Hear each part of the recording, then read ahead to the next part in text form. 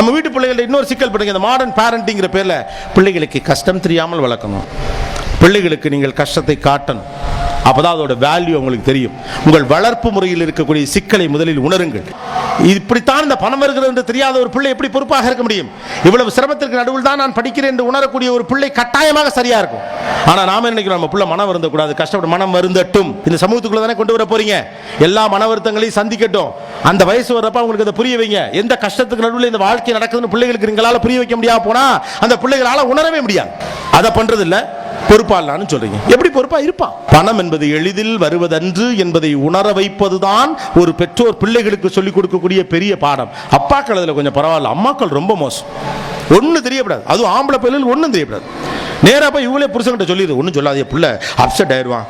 அவர் அப்படியே பாவம் நாட்டையே தாங்கி நிற்கிறாரு, அப்செட் ஆயிடப்படாது. நீங்களாக உங்கள் பிள்ளைகளுடைய மனநிலையை குறைத்து மதிப்பிடாதீர்கள். உங்க பிரச்சனை சொன்னா அவன் ஹேண்டில் பண்ணுவான். ஓ என் நிலைமை இதுவா, அவனா உணர்வான். ஒருத்தனை திருத்துறதுக்கும் புரிய வைக்கிறதுக்கு வித்தியாசம் இருக்கு. புரிய வச்சா அவனா திருந்துவான். நீங்க அவனை திருத்த ட்ரை பண்றீங்க, புரிய வைக்க ட்ரை பண்ணுங்க. புரிய வைக்கிறதே இல்லையே, எதையுமே சொல்ல விடுறது இல்லையே. அப்பாக்கள்கிட்ட யோசிச்சு பாருங்க, அப்பாக்கள்கிட்ட ஒரு கிராமர் இருக்கு, அம்மாக்கள் அதை ஃபாலோ பண்ணும். ஒரு 100 ரூபாய் காசை ஒரு ஆண் பிள்ளைகிட்ட கொடுக்க அப்பா 5 தடவை டைம் எடுப்பார், கொடுக்க மாட்டார். உங்க அப்பாவும் அப்படிதான், நீங்களுமே கூட அப்படிதான். அவன் பணம் கேட்குறான், நீங்கள் கொடுப்பீங்க, அப்பா கொடுக்காட்டீங்கன்னா நான் கொடுக்குறேன். அப்படி இல்லை.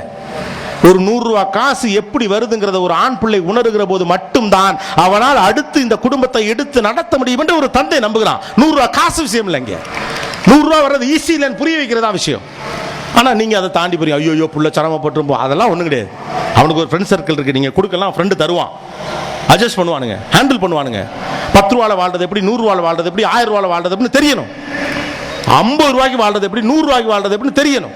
இருக்கும்போது செலவு பண்ண தெரியணும், இல்லாத போது இறுக்கி பிடிக்க தெரியணும், இருக்கும் போது பத்திரப்படுத்த தெரியணும், இல்லாத போது நம்பிக்கையோடு இருக்க தெரியணும். அந்த படிப்பை தான் நீங்க கொடுக்கணும்.